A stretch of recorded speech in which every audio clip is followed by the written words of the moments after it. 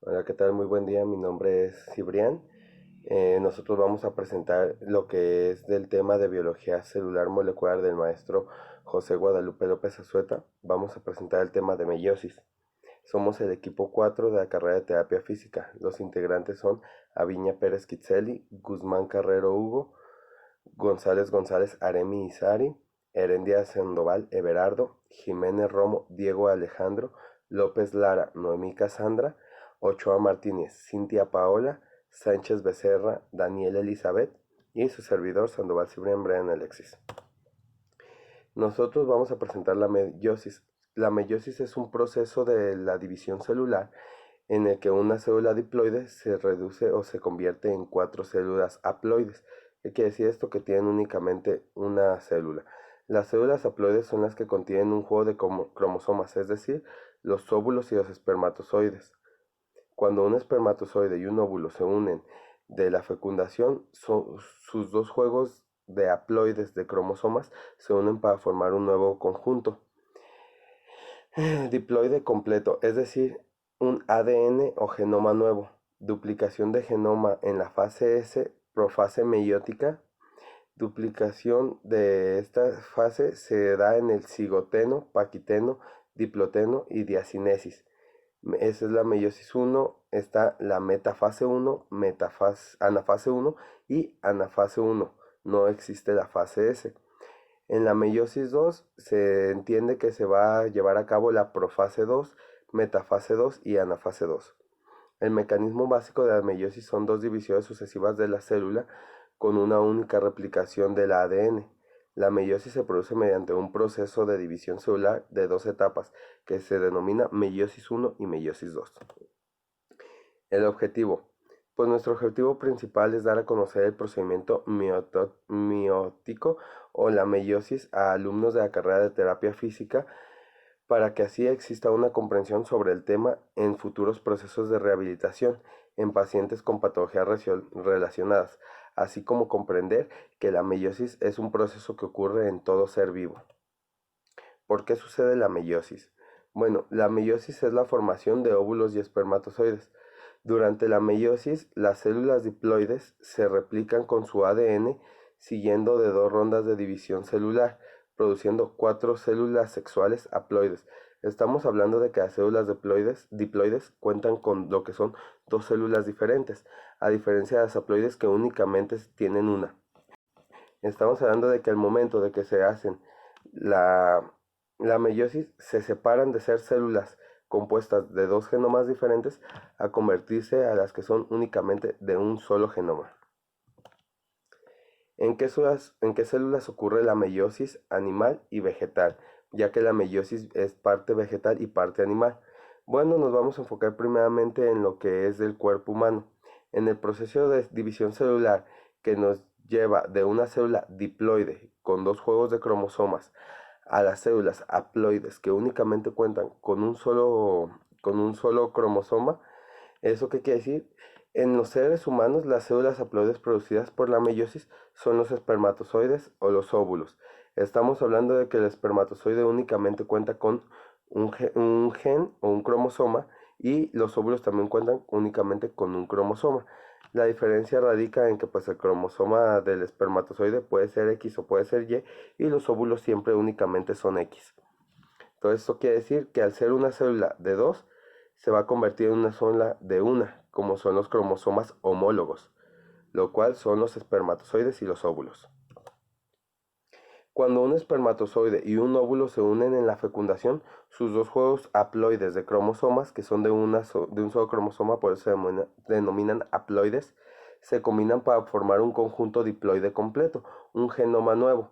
Es aquí cuando nosotros estamos tomando en cuenta de que cuando únicamente se va a llevar a cabo la fecundación, está el cromosoma del óvulo, que es el cromosoma X, que es haploide porque nada más tiene un solo cromosoma, y está el cromosoma Y o X que viene de lo que es el espermatozoide. Entonces, al momento de que se hace en un conjunto, se convierte en un diploide, que es lo que es un genoma nuevo. Cuando el espermatozoide y un óvulo se unen en la fecundación, sus dos juegos de cromosomas haploides se combinan para formar un conjunto diploide completo, un genoma nuevo, como se los acabo de mencionar. ¿Cuándo sucede la meiosis? El proceso se lleva a cabo en dos divisiones nucleares. Dos divisiones citoplasmáticas, llamadas primera y segunda división. ¿Esto qué quiere decir? Que lo que es la división meiótica o simplemente meiosis se va a denominar como meiosis 1 y meiosis 2. Ambas pues tienen en su interior las tres etapas que se denominan profase, metafase y anafase. La última, que es la extra, es la telofase, que es cuando ya se está concretando todo lo que se supone que es el proceso de meiosis 1 y meiosis 2. Cabe acordar que tanto en meiosis 1 y en meiosis 2, cada una comprende que tiene su propia profase, su propia metafase, su propia anafase y su propia telofase, ya que cada uno es un proceso distinto, pero al final llevan al mismo bien o al mismo objetivo en común. Mi nombre es Diego y yo les voy a presentar las etapas y el proceso de la meiosis. La meiosis comienza con la profase 1, la cual usualmente se alarga de manera extraordinaria cuando se compara con la profase mitótica. En la membrana humana, por ejemplo, los ovocitos inician la profase 1 de la meiosis antes del nacimiento y luego entran en un periodo de tensión prolongada. Como vemos en la imagen, los cromosomas se condensan y la membrana nuclear se rompe, entonces ocurre el entrecruzamiento. Podemos ver el centrosoma, los centriolos, el huso o juso, el quiasma, los cromosomas homólogos y el envoltorio nuclear. Después podemos ver aquí en la presentación que sigue la metafase 1, la cual es los dos cromosomas homólogos de cada bivalente están conectadas a las fibras de huso de los polos opuestos, huso o juso. Por el contrario, las cromáticas hermanas están conectadas con microtúbulos del mismo polo del huso o juso, lo que es posible gracias a la disposición lado a lado de sus cinetocoros. Como vemos en la imagen, ahí está la metafase 1 y lo que se ve señalado en el cuadro son los cinetocoros. Después sigue la anafase 1. Cada polo recibe una colección aleatoria de cromosomas maternos y paternos. Así, la anafase 1 es el evento citológico que corresponde a la ley de Mendel, de la variedad independiente. Como resultado del surtido independiente, los organismos son capaces de generar una variedad de gametos casi ilimitada. Aquí podemos ver en la imagen la anafase número 1 cómo es. Igual se pueden percibir los citócoros, que es la parte del medio verde. Perfecto. Después pasamos a la telofase número 1. Produce cambios menos drásticos que la telofase de la mitosis. Aunque los cromosomas suelen sufrir alguna dispersión, no alcanzan el estado muy extendido del núcleo de la interfase.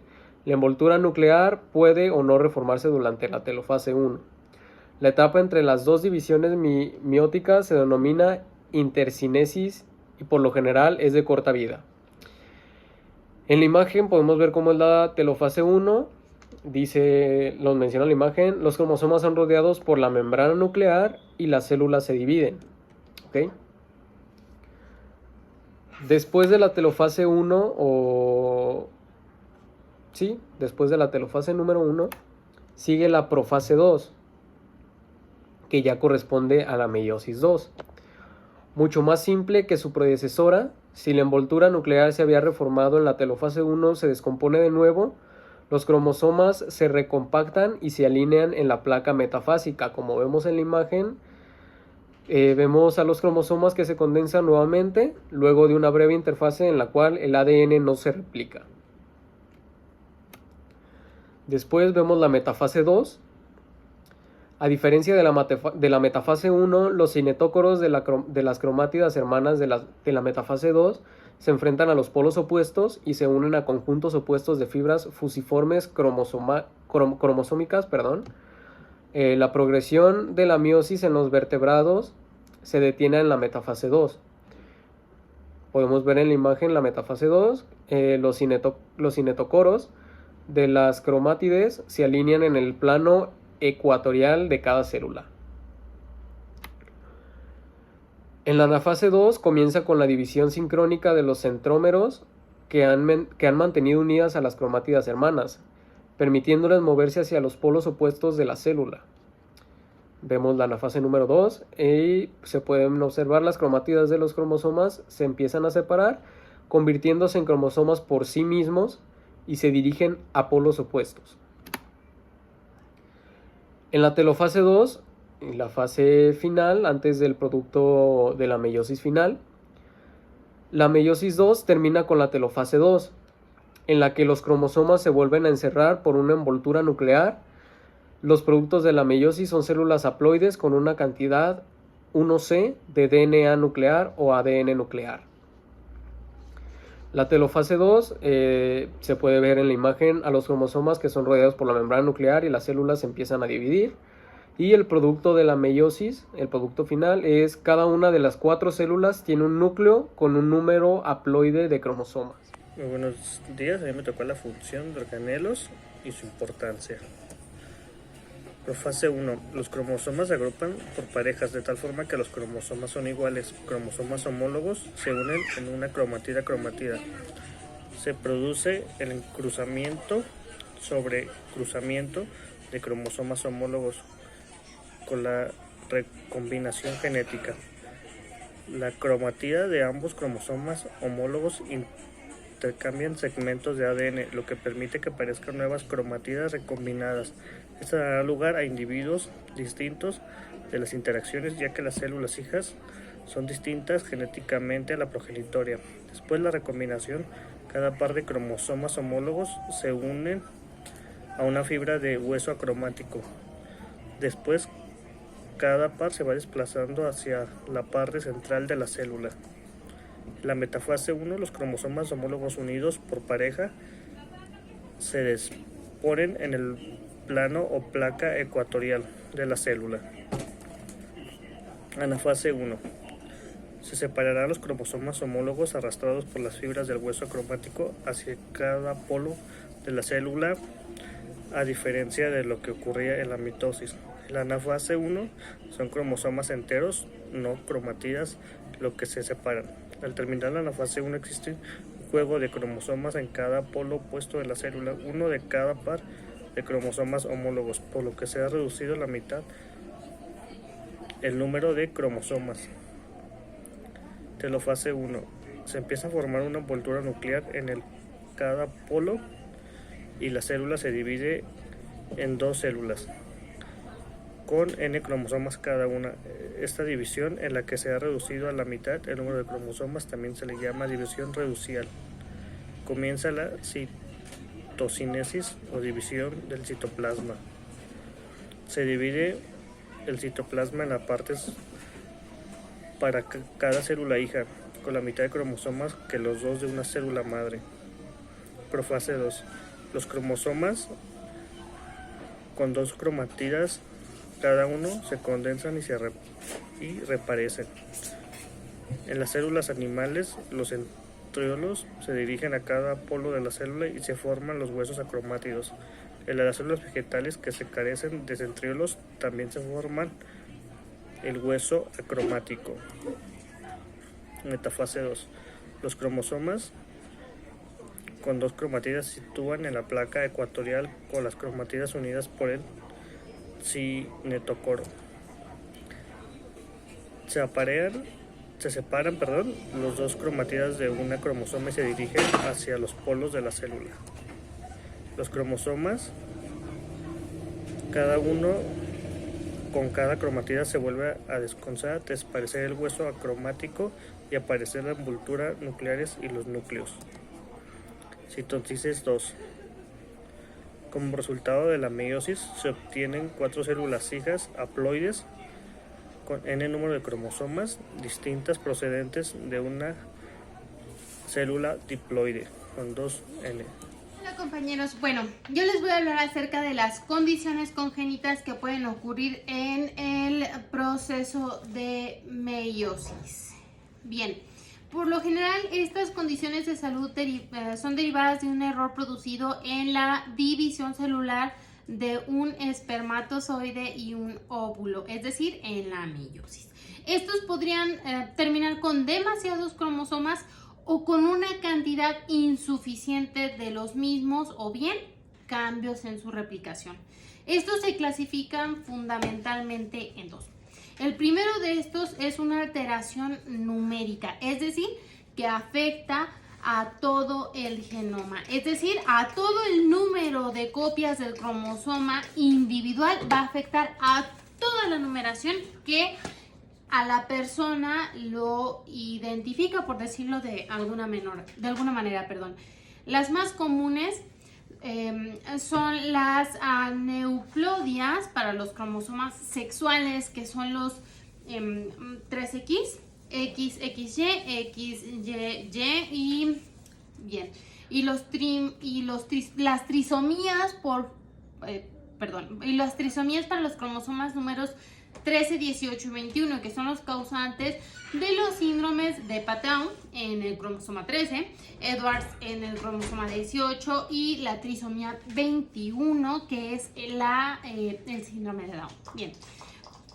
Y la segunda clasificación es aquella que habla de la alteración estructural, es decir, afecta el contenido o la estructura de uno o varios cromosomas, no afecta a la cadena en general, sino solo a ese cromosoma y cómo se va a replicar en la fisionomía. Este puede ser equilibrado o no equilibrado. El equilibrado significa que una persona va a verse aparentemente sano, pero a la hora de que va a tener problemas reproductivos, por decirlo así. Y el no equilibrado es una persona que tiene ganancia o pérdida del material genético. Por lo general, esto, como se ve bien en la cromatide 1 o 2, se puede invertir, por dar un ejemplo, se puede invertir. En vez de que se pegue de manera ordenada, digamos, se separa y se vuelve a pegar igual, se voltea. Uno de tantos ejemplos. Bien. Una de las preguntas más usuales al respecto tiene que ver con que si se heredan. La verdad es que no necesariamente. Muchos de los embriones que tienen alteraciones cromosómicas son generadas de primera vez en una familia. Existen personas con alteraciones cromosómicas en el cariotipo que desconocen su anomalía porque no tienen una fisionomía que, digamos, se pueda identificar con esta condición, ¿no? Esto tiene que ver normalmente con las translocaciones. ¿Se acuerdan que les decía que había dos clasificaciones? Bueno, esto tiene que ver con la clasificación estructural. Y esto puede generar gametos desequilibrados y que transmiten la descendencia a la anomalía. Yo no me voy a meter mucho en este tema, más bien no me voy a meter en el tema, pero sí tiene que ver con una ley de Mendel, y bueno, sería importante que si a alguien le llama la atención, pues lo revisara. Bien, es muy interesante el hecho de que los errores en la meiosis 1 o 2, eso se me olvidó decir, esto sucede en la meiosis 1 o 2, no en otra fase. Y bueno, también en la mitosis, pero por el momento solo me voy a dedicar a hablar en la meiosis. Y estos errores en la meiosis generalmente sucede en el óvulo, es decir, que provienen de la madre. ¿Y por qué? Bueno, pues porque cuando una mujer nace, de acuerdo a las lecturas revisadas, nace con una cierta cantidad de óvulos.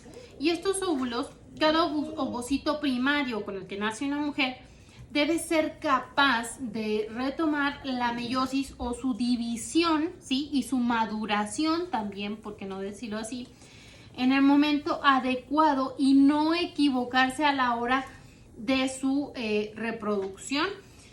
El asunto es que con la edad los mecanismos celulares implicados en este proceso se deterioran y se vuelve más fácil que la célula se equivoque en el momento de dividirse.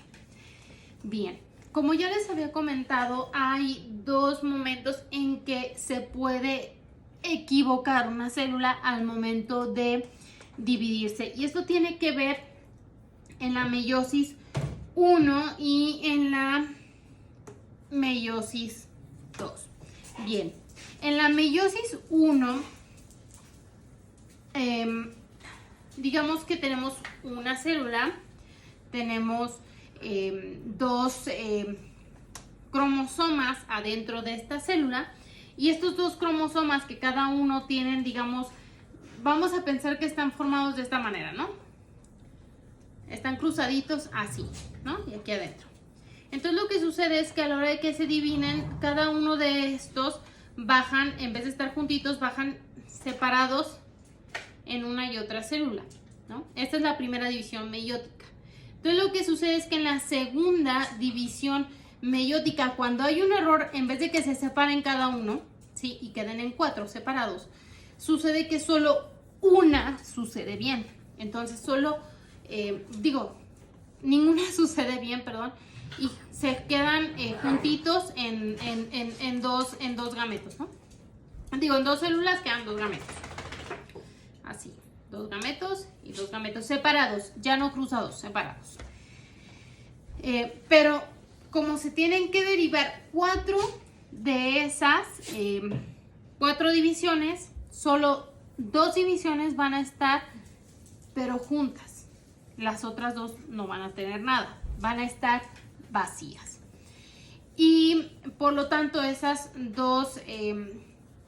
dos cromosomas homólogos a la hora de juntarse van a sumar un cromosoma extra, dando un error de 3.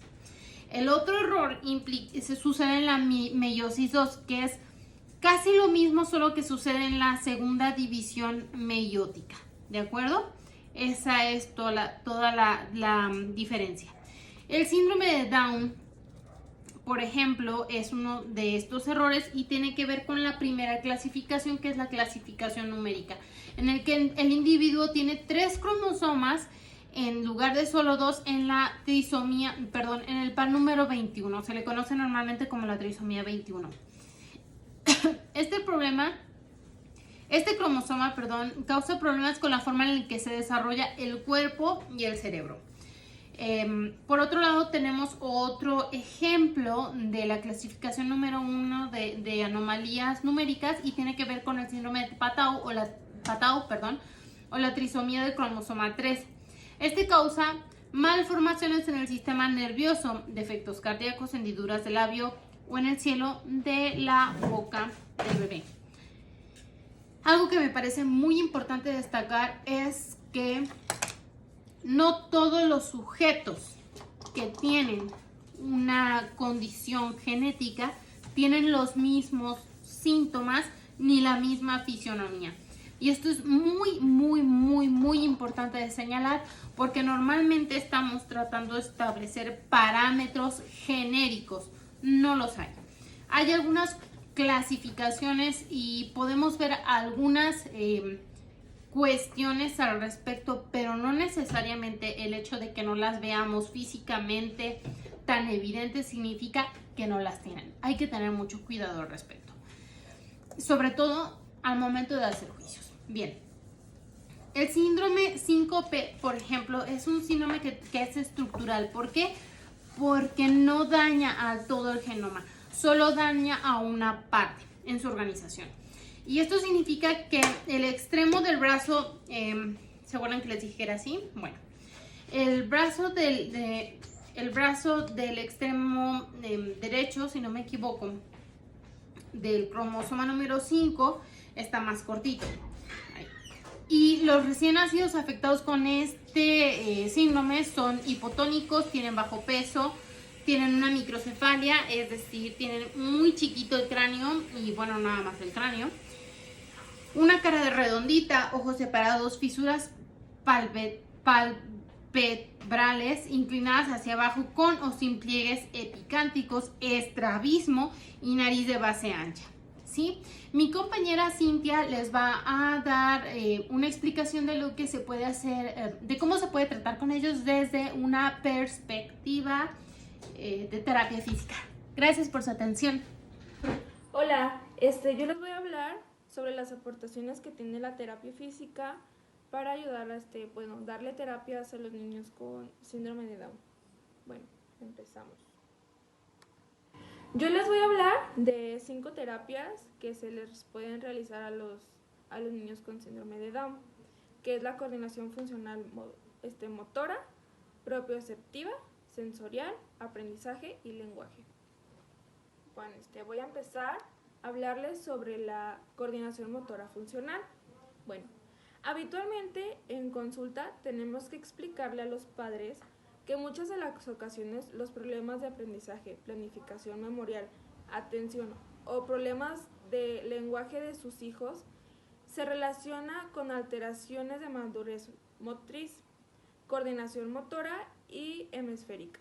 Bueno, en esta terapia puedes ayudar tú a tu paciente ayudándolo a que él se aprenda los colores. Esa es una de las terapias de que, por ejemplo, le puedes poner en una canastita unas pelotitas con diferentes colores y le vas a preguntar, a ver, ¿cuál es el color naranja? Y él te tiene que agarrar la pelota naranja y te la tiene que dar. Y luego ya le preguntas, no sé, ¿cuál es la pelota verde? Y él tiene que agarrar la pelota y te la tiene que dar. O sea, que el niño aprenda a distinguir los colores, que él aprenda cuál es un color y cuál es otro y no los confunda. Eso le va a ayudar a poder producir las funciones que se han perdido a causa de las lesiones o la enfermedad. Otra de las terapias que también les voy a hablar es sobre la propioceptiva. La propioceptiva, en el sentido, nos permite percibir la ubicación, el movimiento o la acción de las partes del cuerpo. Esta es una de mis terapias favoritas porque se me hace como que muy interesante y es donde aprendes como a evaluar un poco más al paciente. ¿De qué viene esto? Bueno, haz de cuenta que en esta terapia vas a poner una línea sobre el piso y le vas a decir al niño, ¿la línea es recta? Y él te tiene que decir, no, pues sí o no. Ya le dices, bueno, y ya le vuelves a repetir, mira, la línea es recta. Y él tiene que contestarte, la línea es recta. O sea, hacerle recordar, hacerle saber que la línea es recta. Bueno, lo vas a poner, vas a cuenta que aquí está la línea y vas a hacer que él se ponga en la pura línea y lo vas a hacer caminar sobre la línea.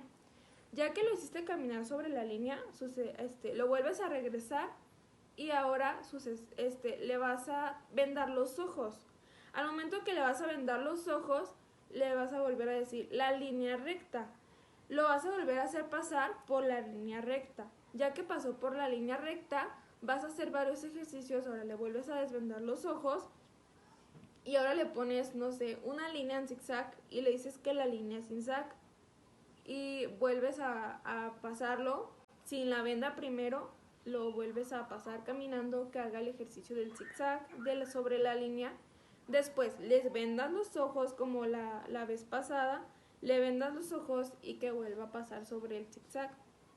¿Esto para qué va a ayudar? Bueno, ahí te vas a dar cuenta cuánta memoria de largo plazo tiene el niño, porque hay veces que ya va a la mitad y ya no sabe si irse derecho, si irse en zigzag, o ya no sabe si está yéndose por la línea recta o por la línea en zigzag. También va a ayudar a activar, ese ejercicio también es muy bueno porque va a ayudar a activar los óvulos que ya no están activos del cuerpo, que viene siendo de su cerebro. Otra de las terapias que también es la sensorial. Bueno, este es el sistema sensorial, es parte del sistema nervioso, responsable del proceso de la información sensorial. Esta terapia también está muy, muy interesante porque es cuando aprendes a enseñarle al niño qué es los tipos de textura y temperatura, que lo caliente es caliente, lo frío es frío. O sea, él tiene que aprender a distinguir las texturas, todo eso también es muy importante para ellos. En los niños con síndrome de Down se manejan muy calcadas las etapas, son 3 etapas. Les voy a hablar de la primera. La primera etapa es de 0 a 3 años, es donde se realiza la terapia asistida movilidad de extremidades. Bueno, esta terapia vas a poner al niño acostado, le vas a mover sus extremidades, que vienen siendo como sus manos, sus piernas, sus pies, su cabecita, sus hombros. Eso le va a ayudar demasiado. La etapa de 3 a 6 años es muy importante. ¿Por qué? Porque ahí el niño lo vas a enseñar a la integridad de la sociedad, a compartir, a convivir, a comunicarse, a que sepa el espacio del tiempo, los colores, las figuras, todo eso el niño de 3 a 6 años tiene que tenerlo bien, bien en claro. Una de las etapas que sí de plano, o sea, sí está muy completa, que viene siendo la etapa de 6 años en adelante, que es la terapia funcional. Era lo que les decía, que la terapia viene siendo la etapa 3 hasta la de 6 en adelante. La etapa 2 es muy importante. ¿Por qué? Porque es donde el niño aprende. La etapa 2 donde le dices, por ejemplo, le dices, esta es una cuchara. Le muestras la cuchara. Puede que en ese lapso no sepa para qué se utiliza una cuchara. O sea, nomás sabe que es una cuchara. Bueno, sí sabe que para qué se utiliza, pero tiene el conocimiento que es una cuchara. Entonces ya, le muestras la cuchara y él ya sabe para qué sirve una cuchara y tiene que hacerla. O sea, si le muestras la cuchara, tiene que saber comer con la cuchara. Si en la etapa 2 le mostraste, no sé, una pluma, él sabe para qué es una pluma y para qué la puede utilizar. Ya en la etapa 6 tiene que utilizar la pluma, o sea, tiene que ser la terapia funcional. En la etapa 2 puede que sepa para qué se utiliza, pero puede que no la utilice. Ya en la etapa 3, que viene siendo de 6 años en adelante, ya pues ya tiene que saber utilizar la pluma. Continuamos. Hola, mi nombre es Daniela Sánchez y yo les voy a hablar sobre el cigoteno. También es conocido como cigonema. Es la segunda subfase de la profase 1.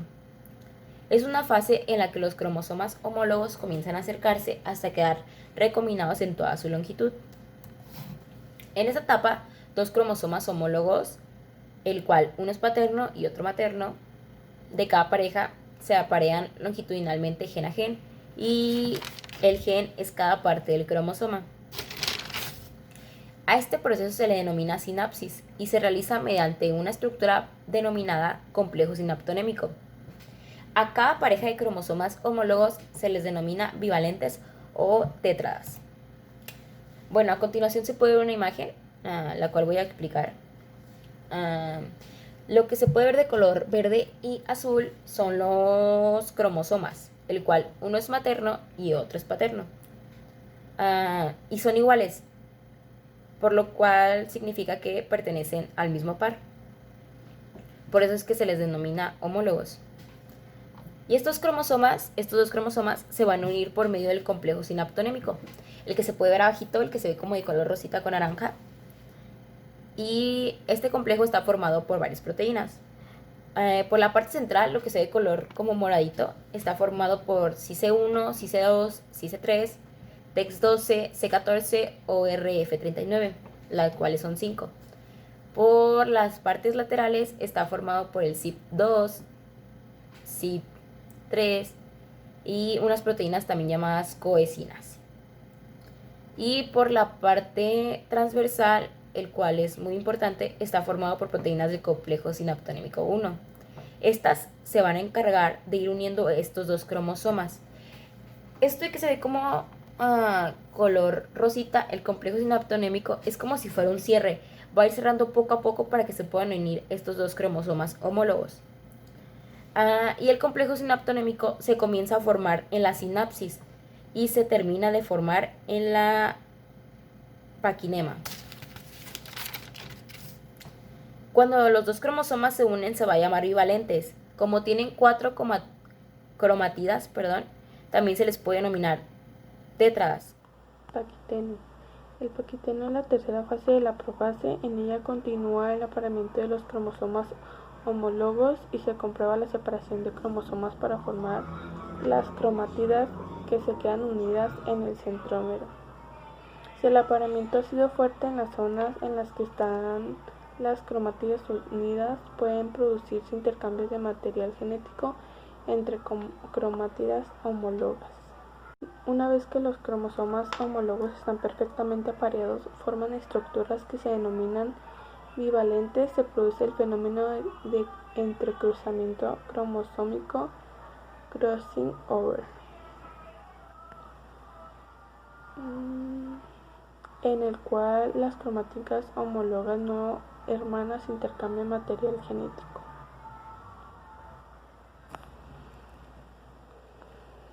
El término paquiteno proviene del griego y significa hilos gruesos. Estos hilos gruesos son los cromosomas homólogos apareados que tras duplicarse forman tetradas, es decir, 4 hilos o cuerdas, que hacen ver a cada cromosoma engrosado.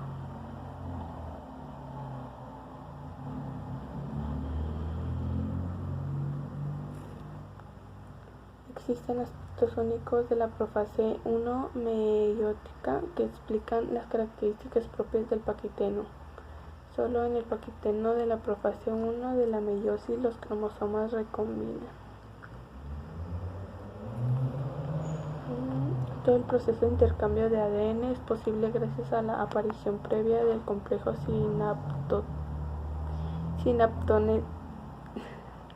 sinaptonémico. Este complejo multiproteico permite que los cromosomas homólogos entren en apareamiento, sinapsis y recombinen. Hola compañeros, bueno, yo les voy a explicar un poco más acerca de lo que es el diploteno o diplonema. Y bueno, este concepto significa unión entre dos hilos o tiras.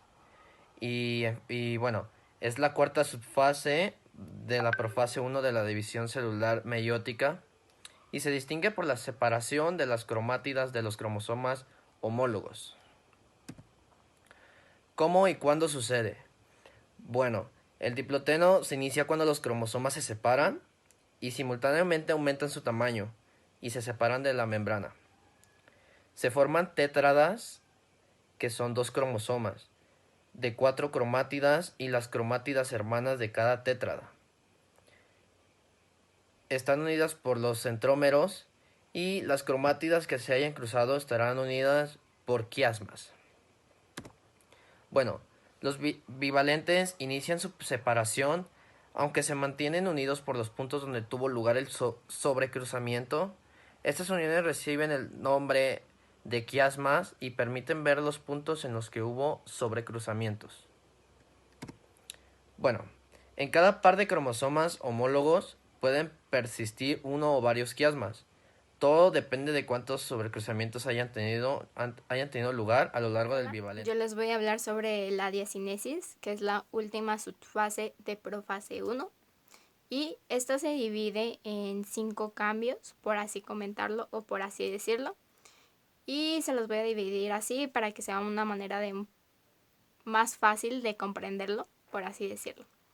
La primera es que los cromosomas llegan a su condensación máxima.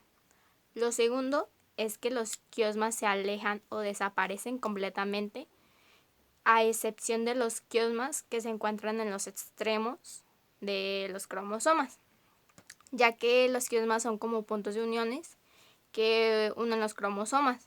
Incluso hice un dibujo para enseñarles más o menos de lo que estoy hablando. Esto es el cromosoma. Y estos son los quiasmas. Hagan de cuenta que en la etapa anterior, todo aquí van a haber quiasmas y esto en vez de estar así ancho, va a estar delgadito. Y van a estar más unidos o más juntos. Y en cada subdivisión va a haber un quiasma. En cambio, en la diacinesis desaparecen o se alejan completamente. Y los únicos que se quedan son los que están en el extremo, como ya lo mencioné, que es este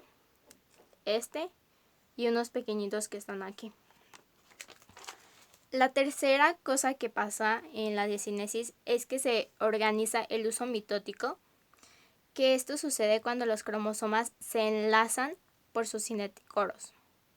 Lo cuarto es que también desaparece la envoltura nuclear completamente. Y lo quinto y último que pasa en la diacinesis es que los centriolos por fin llegan a los polos de la célula.